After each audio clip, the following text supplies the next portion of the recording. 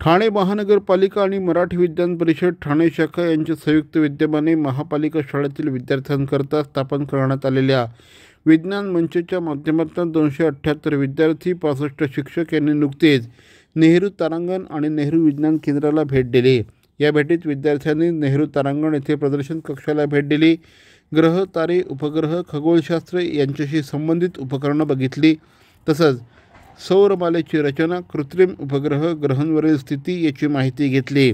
केंद्राच्या डोम थिएटरमधील सजीव खगोलशास्त्रीय शोचा अनुभव देखील यावेळेस विद्यार्थ्यांनी घेतला।